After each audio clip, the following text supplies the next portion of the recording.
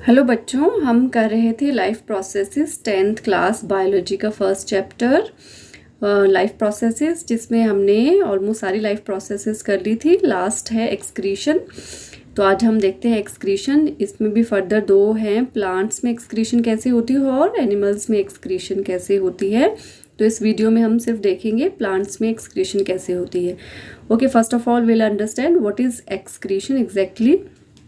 देखिए बच्चों, excretion basically होता है जो भी आपका लिक्विड्स के फॉर्म में जो भी बॉडी से आपका बाहर निकलता है, जैसे यूरिन की फॉर्म में, जिसमें कि आपके most of the nitrogenous waste products होते हैं, उसे हम एक्सक्रीशन कहते हैं।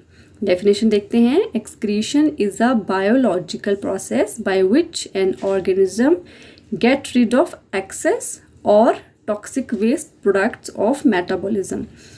हम ऑलरेडी समझ चुके हैं मेटाबॉलिज्म क्या होता है। वो सारे केमिकल रिएक्शंस जो हमारे बॉडी के अंदर, किसी भी लिविंग ऑर्गेनिज्म के अंदर जितने भी केमिकल रिएक्शंस होते हैं उन्हें बच्चों मेटाबॉलिज्म कहते हैं। तो जब वो केमिकल रिएक्शंस होते हैं, यानी कि जब मेटाबॉलिज्म होता है, तो उस टाइम पे आपके यूजफुल प्रोडक्ट्स तो बनते हैं, साथ में कुछ वेस्ट प्रोडक्ट्स भी बनते हैं जो कि टॉक्सिक नेचर के होते हैं, यानी कि पॉइजनस नेचर के, आपकी बॉडी में रहेंगे ज़्यादा देर तो आपको हार्म करेंगे।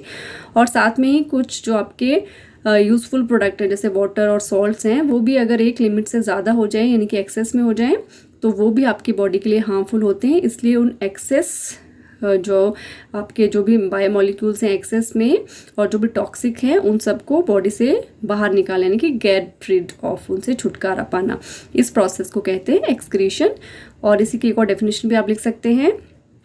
The process of expelling of non gaseous nitrogenous waste like ammonia, urea, uric acid, etc. along with excess of water, salts and pigments out of the body is called excretion. Now what does it mean? कहता है वो process है जो non gaseous है ना, gas को छोड़ के, जो भी आपकी सॉलिड या लिक्विड फॉर्म की बात कर रहा है, तो जो भी नॉन गैशियस नाइट्रोजीनस प्रोडक्ट्स होते हैं, जैसे कि अमोनिया, यूरिया, यूरिक एसिड, ठीक है, तो इन सब में ही आपका नाइट्रोजन का अच्छा खासा अमाउंट होता है। तो इनको बॉडी से एक्सपेल करना, बाहर निकालना, और साथ में ही जो भी एक्सेसिव सॉल्ट्स या पानी है, साथ में पिगमेंट्स जैसे कि देखो, हीमोग्लोबिन एक पिगमेंट है जो आरबीसीज के अंदर होता है। तो जो भी डेड आरबीसीज होती हैं उसमें जो पिगमेंट होता है हीमोग्लोबिन, वो भी अगर एक्सेस में है बॉडी के अंदर, तो उसको भी एक्सक्रीट होना है। तो ये है आपकी प्रोसेस, सारे waste non gaseous nitrogen products को बॉडी से बाहर निकालने की। ठीक है बच्चों, तो अब एक्सक्रीशन की रिक्वायरमेंट क्या है, why we need to excrete. अगर हम एक्सक्रीट नहीं करें तो क्या होगा, किसी भी फॉर्म में आप इस क्वेश्चन को समझ सकते हो। तो नीड ऑफ एक्सक्रीशन क्या है, during metabolic activities of living organisms in addition to formation of useful products certain harmful waste substances are also form. जैसे अभी बताया कि यूजफुल चीज़ें तो बनती हैं, साथ में ही कुछ हार्मफुल वेस्ट भी प्रोड्यूस हो जाते हैं उन मेटाबॉलिक एक्टिविटीज़ के बाद। The principal wastes are nitrogenous substances like ammonia, urea and uric acid which are mainly formed during the catabolism of excess of amino acids of the proteins. तो देखिए, हमने जब न्यूट्रिशन पढ़ा था तो उसके बाद उसमें जब डाइजेशन पढ़ा था, तब हमने पढ़ा था कि प्रोटीन्स जो हैं, ठीक है, कॉम्प्लेक्स प्रोटीन के जो फॉर्म्स हैं, वो जब डाइजेस्ट होती हैं, इनके ब्रेक डाउन होती हैं, तो अमीनो एसिड्स बनते हैं फाइनली। तो प्रोटीन के कैटाबॉलिज्म से, कैटाबॉलिज्म यानी कि जब ब्रेक डाउन होता है, तो प्रोटीन के ब्रेक डाउन से अमीनो एसिड्स बनते हैं। तो जब वो अमीनो एसिड्स फॉर्म होते हैं, तो उनके साथ साथ में ही ये सारे नाइट्रोजीनस सब्सटेंसेस जैसे अमोनिया या फिर यूरिया या फिर यूरिक एसिड, ये भी प्रोड्यूस हो जाते हैं।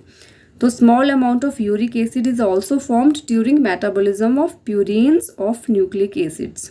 तो न्यूक्लिक एसिड्स की जब वहाँ पे न्यूक्लिक एसिड्स का ब्रेक डाउन होता है, देखो प्यूरिन्स भी आपका एक बायोमोलिक्यूल है, this is not proteins basically, purine itself it is a biomolecule.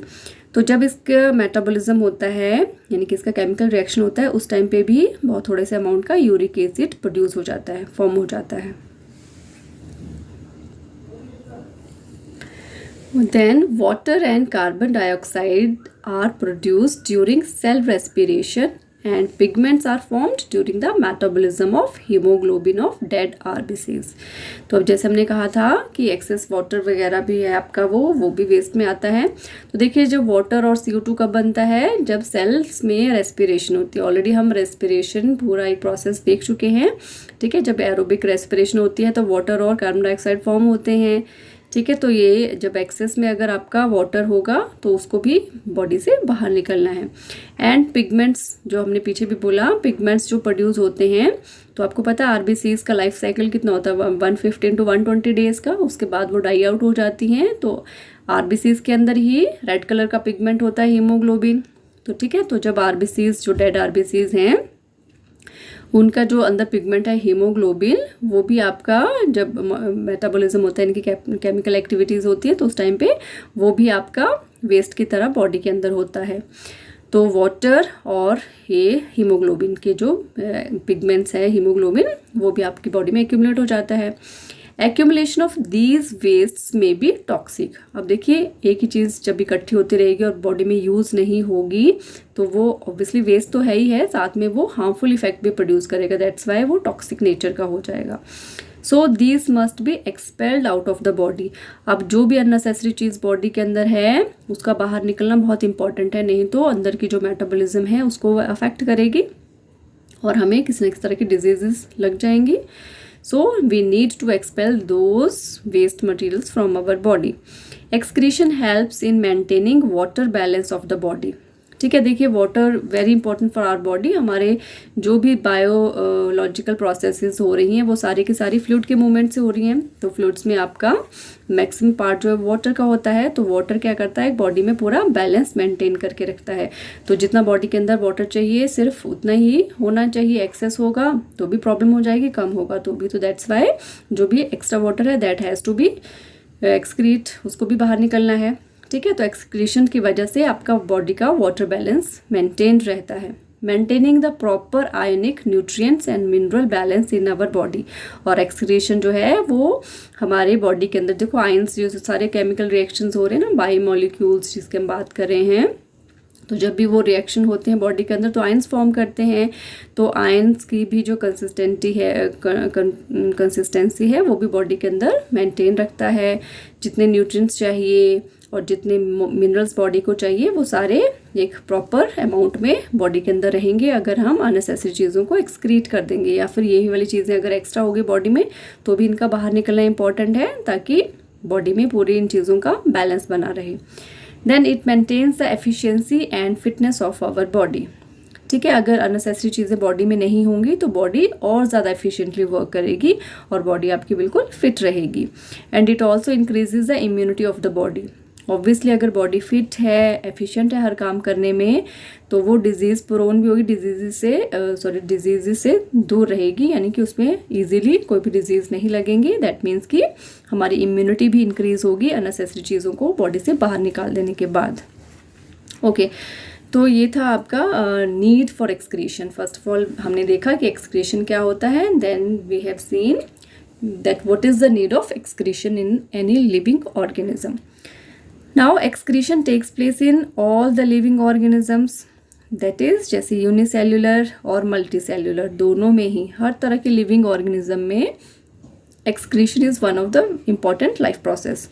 तो देखिए यूनिसेल्युलर जो ऑर्गेनिज्म है उनका बॉडी स्ट्रक्चर बहुत ही सिंपल होता है, ठीक है। तो एक्सक्रीशन जो है वो नॉर्मल डिफ्यूजन से या excretion takes place by general body surface, क्योंकि बॉडी क्या है एक ही सेल की बनी है, तो बॉडी और सेल के बीच में जो सराउंडिंग और सेल के बीच में आराम से डिफ्यूजन प्रोसेस से ही चीज़ें मूव कर जाती हैं in and out. That's why जो यूनिसेल्युलर ऑर्गेनिज्म है उनका, क्योंकि बॉडी स्ट्रक्चर बहुत सिंपल है, तो नॉर्मल बॉडी सरफेस या डिफ्यूजन से चीज़ों का एक्सक्रीशन हो जाता है इजीली।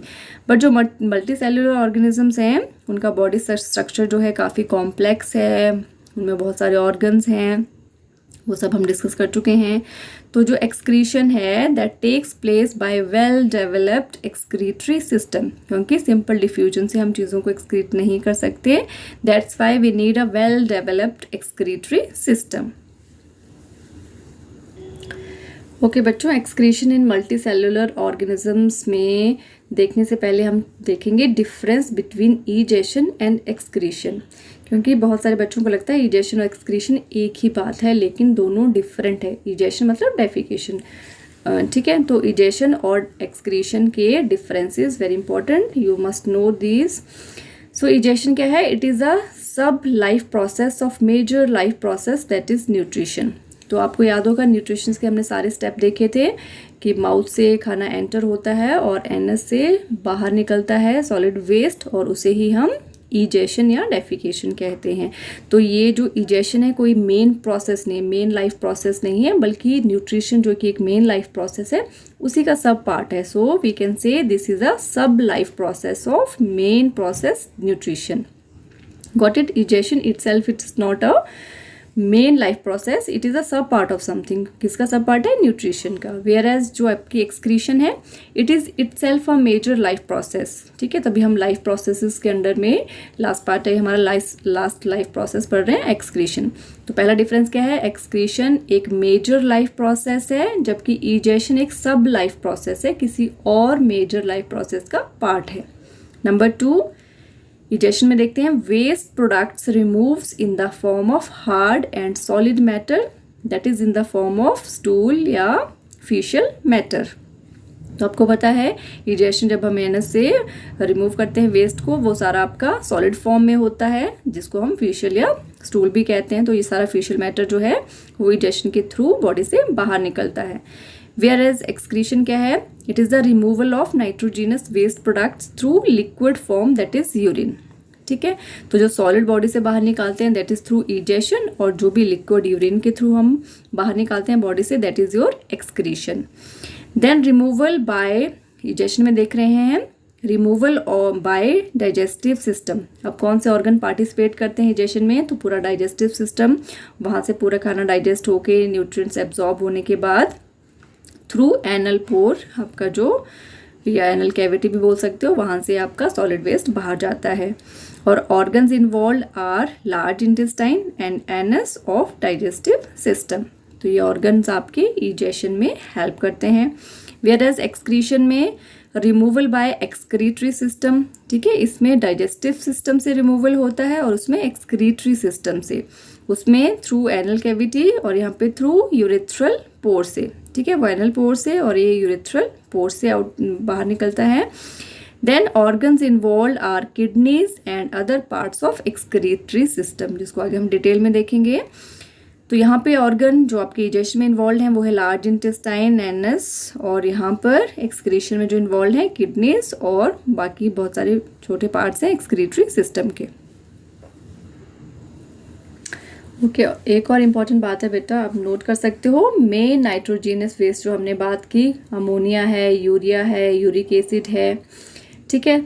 तो जो भी ऑर्गेनिज्म अमोनिया की फॉर्म में रिमूव करते हैं वेस्ट को, ठीक है, रिमूवल ऑफ अमोनिया, इस प्रोसेस को बोलते हैं अमोनोटेलिज्म। और जो ऑर्गेनिजम्स अमोनिया रिमूव करते हैं those are called ammonotelic organisms. क्या बोला हमने बेटा? जो भी ऑर्गेनिज्म रिमूव करते हैं अमोनिया, उन ऑर्गेनिजम्स को कहते हैं अमोनोटेलिक, और इस प्रोसेस को बोलते हैं अमोनोटेलिज्म। और जो भी ऑर्गेनिज्म यूरिया की फॉर्म में रिमूव करते हैं नाइट्रोजिनस वेस्ट, उन ऑर्गेनिजम्स को बोलते हैं यूरियोटेलिक, और इस प्रोसेस को बोलते हैं यूरियोटेलिज्म, ठीक है। और जो रिमूव करते हैं uric acid, those organisms are called ureotelic and this process is called uricotelism. Okay, this is uricotelic, ठीक है। ये यूरियोटेलिक जो यूरिया की फॉर्म में निकालते हैं, और यूरिकोटेलिक जो यूरिक एसिड की फॉर्म में निकालते हैं। यूरिया का removal is called ureotelism, uric acid का रिमूवल इज कॉल्ड यूरिकोटेलिज्म, और अमोनिया का रिमूवल अमोनोटेलिज्म, ठीक है। तो ये सारी आपको नेम्स याद होने चाहिए। ओके, अब हमने पढ़ा था एक्सक्रीशन, पढ़ रहे हैं हम लाइफ प्रोसेस, और दोनों में देखने हैं हमने, प्लांट्स में भी और एनिमल्स में भी। तो यहाँ पे इस वीडियो में हम एक्सक्रीशन इन प्लांट्स वाला सेक्शन देखेंगे। तो एक्सक्रीशन इन प्लांट्स स्टार्ट करते हैं। Plants removes the waste products, that is called excretion in plants. Plants produce the waste products through its major life process. तो आपको पता है प्लांट्स में सबसे मेजर लाइफ प्रोसेस एक ही है, क्या? Photosynthesis, that is capability to manufacturing food, photosynthesis. तो प्लांट की पूरी लाइफ में सबसे इम्पॉर्टेंट लाइफ प्रोसेस है फोटोसिंथेसिस। तो ड्यूरिंग दैट प्रोसेस जो भी आपके वेस्ट प्रोडक्ट्स बनते हैं प्लांट में, उन्हें ही प्लांट को एक्सक्रीट करना है। तो ये फोटोसिंथेसिस की इक्वेशन है 6 carbon dioxide plus 12 water molecules in the presence of sunlight and chlorophyll forms 1 molecule of glucose plus 6 molecules of oxygen and 6 molecules of water. तो प्रोडक्ट अदर देन ग्लूकोज, देखिए ये है जो इसको हम खाना कहते हैं, ग्लूकोज या कार्बोहाइड्रेट या स्टार्च। तो जो प्रोडक्ट हैं ग्लूकोज को छोड़ के बाकी वाले यानी कि ऑक्सीजन और वाटर, ये दोनों ही प्रोडक्ट्स जो हैं वो प्लांट को नहीं चाहिए। तो प्लांट के लिए दोनों ही चीज़ें क्या हैं? वेस्ट हैं और उसको इसे रिमूव करना है। तो product other than glucose behaves as waste products for plants, that is oxygen and water. Though plants have lower metabolic rate than animals, क्यों? क्योंकि वो अगर हम बात करते हैं ह्यूमन बींग से, तो प्लांट्स का structure is very simple as compare to human beings. तो देयरफॉर उनका जो मेटाबॉलिक रेट है वो भी काफ़ी कम है एनिमल से, ठीक है। येट तब भी many wastes are generated during body function, तब भी जो भी उसके प्लांट के अंदर जितने भी लाइफ प्रोसेसेस होती हैं, जितने भी फंक्शंस होते हैं, उसकी वजह से काफ़ी सारे वेस्ट्स प्रोड्यूस होते हैं।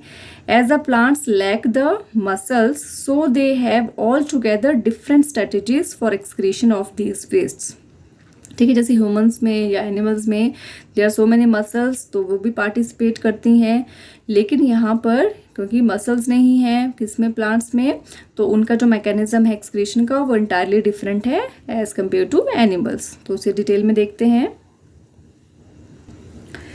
ओके तो जैसे अभी हमने पढ़ा कि फोटोसिंथेसिस के ड्यूरिंग में जो प्रोडक्ट्स बनते हैं ग्लूकोज के साथ साथ ऑक्सीजन और वाटर, वो दोनों ही क्या हैं? इसके लिए वेस्ट प्रोडक्ट्स हैं। तो ऑक्सीजन को कैसे रिमूव करता है plant? Oxygen generated during light phase of photosynthesis, वो हमने सारा डिटेल में देखा था, ठीक है। लाइट फेज और डार्क फेज, तो जब लाइट फेज में आपकी ऑक्सीजन फॉर्म होती है जो कि बाहर निकल जाती है किसमें? एनवायरनमेंट में। तो oxygen generated during light phase of photosynthesis is either used in aerobic respiration by the animals or is lost in the atmosphere through stomata by diffusion। क्या कहा हमने? जो भी ऑक्सीजन जनरेट करते हैं लाइट फेज में, फोटोसिंथेसिस के light phase में प्लांट्स, वो या तो प्लांट इटसेल्फ एरोबिक रेस्पिरेशन के लिए यूज़ कर लेते हैं या फिर एटमॉस्फेयर में डिफ्यूजन के प्रोसेस से। डिफ्यूजन कहाँ होगा? स्टोमेटास कहाँ होते हैं? लीफ के अंदर जो छोटे छोटे पोर्स होते हैं उन्हें स्टोमेटास कहते हैं। तो कुछ एक ऑक्सीजन तो वो अपनी रेस्पिरेशन की एक्टिविटीज़ के लिए यूज़ कर लेता है और बाकी सारी एटमॉस्फेयर में लूज कर देता है through stomata by the process of diffusion. Then next है आपका कार्बन डाइऑक्साइड। तो CO2 प्रोड्यूस ड्यूरिंग, अब देखिए एक तो होता है फोटोसिंथेसिस जिसमें कि CO2 प्लांट्स यूज़ करते हैं, लेकिन वो भी लिविंग ऑर्गेनिज्म है, उन्हें भी एनर्जी चाहिए, तो वो भी हमारी तरह रेस्पिरेशन करते हैं। और रेस्पिरेशन में हमेशा CO2 जो एक बाई प्रोडक्ट होता है, यानी कि ये आउटपुट में आएगा, यानी कि प्रोडक्ट में मिलेगा आपको। तो CO2 या carbon dioxide produced during respiration is generally used as raw material in the process of photosynthesis, but during night it is lost through stomata by diffusion. देखिए अगर जब वो, क्योंकि रेस्पिरेशन तो हर वक्त चलती रहती है, ठीक है, तो जो दिन में वो रेस्पायर करते हैं उस टाइम पे जो वो CO2 रिमूव करते हैं वो तो वही as a raw material use कर लेते हैं फोटोसिंथेसिस के लिए। लेकिन रात के टाइम पे जो भी CO2 निकलेगी उनके स्टोमेटास से रेस्पिरेशन के टाइम, वो एटमॉस्फेयर में, क्योंकि उस टाइम तो उनमें फोटोसिंथेसिस नहीं होगी, फोटोसिंथेसिस के लिए तो सनलाइट चाहिए, तो रात में क्योंकि सनलाइट नहीं होती तो रात में फोटोसिंथेसिस भी नहीं होती। तो जब रेस्पिरेशन करेंगे रात में तो कार्बन डाइऑक्साइड गैस निकालेंगे और उस टाइम तो वो उसको यूज़ नहीं कर सकते, तो वो एटमॉस्फेयर में स्टोमेटा के थ्रू डिफ्यूजन प्रोसेस से बाहर चली जाती है। नेक्स्ट है एक्सेस ऑफ वाटर। तो देखिए वाटर तो ज़रूरी है फोटोसिंथेसिस के लिए, लेकिन जितना अमाउंट प्लांट को अपने अंदर चाहिए और जितना फोटोसिंथेसिस में यूज़ होता है, उसके अलावा जितना भी पानी है वो सारा उसके लिए वेस्ट है, ठीक है। तो हम बात करें एक्सेस ऑफ वाटर, यानी कि जितना रिक्वायर्ड है फोटोसिंथेसिस के लिए उसके अलावा की बात कर रहे हैं। तो it is lost by transpiration, ठीक है। तो ट्रांसपीरेशन क्या होती है, जो भी प्लांट्स इवेपोरेट करते हैं पानी, हमने देखा था अभी पीछे ट्रांसपीरेशन 3 तरह से होती है उसमें, stomatal transpiration, then cuticle transpiration, then lenticel transpiration. तो जो भी एक्सेस वाटर होता है प्लांट के अंदर वो ट्रांसपीरेशन के थ्रू रिमूव कर देता है। It is lost by transpiration, that is stomatal, cuticle या लेंटिकल ट्रांसपीरेशन। और ग्यूटेशन, तो ग्यूटेशन क्या होती है, देखो गटेशन क्या होती है, loss of water as water droplets during nights और अर्ली मॉर्निंग्स। तो कभी कभी आप अगर सुबह सुबह वॉक करने जाओ तो आप बाहर देख सकते हो, कभी प्लांट्स की पत्तियों पे देखोगे तो हल्की हल्की सी ड्रॉपलेट्स होती हैं, ठीक है। तो कई बार रात में भी होती हैं और अर्ली मॉर्निंग में भी होती हैं। तो ये जो पानी की बूंदें होती हैं उनकी पत्तियों पे, फिर वो ड्रॉप डाउन हो जाती हैं, नीचे गिर जाती हैं, तो उसी को कहते हैं ग्यूटेशन। तो जो एक्सेस ऑफ वाटर होता है प्लांट के पास, या तो वो ट्रांसपीरेशन से लूज कर देता है या ग्यूटेशन से रिमूव कर देता है। नेक्स्ट है आपका एब्सिशन। एब्सिशन का मतलब है फॉलिंग। तो जो भी चीज़ें एब्सिस मतलब कम हो रही हैं ना, तो abscission is also you can say it is a falling of dead and older leaves. जो भी आपकी प्लांट में पुरानी पत्तियां होती हैं वो झड़ जाती हैं, एंड जो भी फ्लावर सूख जाते हैं आफ्टर सम ग्रोथ के बाद, देन बार्क उसका जो तना स्टेम होता है मेन जो ट्रंक उसका, उसके भी जो आउटर लेयर है वो भी धीरे धीरे निकल जाती है, ठीक है। तो एब्सिशन क्या है, it is a falling of dead and older leaves, flowers, bark extra containing stored waste products. जो जैसे आपकी ओल्डर लीव्स हैं उसके अंदर भी सारे, जैसे लीव्स क्या है, सेल्स है ना बेसिकली, तो सेल्स के अंदर आपने देखा है प्लांट सेल में वैक्यूल्स होते हैं। वैक्यूल्स या तो खाना स्टोर करते हैं या फिर वेस्ट प्रोडक्ट्स को स्टोर करते हैं। तो जैसे जो भी आपका वेस्ट प्रोडक्ट है अगर इन सब चीज़ों में स्टोर है तो ये धीरे धीरे फॉल डाउन कर जाएंगी, तो इस तरह से भी वो अपने वेस्ट प्रोडक्ट को रिमूव कर देगा। नेक्स्ट एक्सक्रीशन बाय स्टोरेज, तो in which waste products are either stored in central vacuoles of the plant cell or as resin or gums in old xylem elements.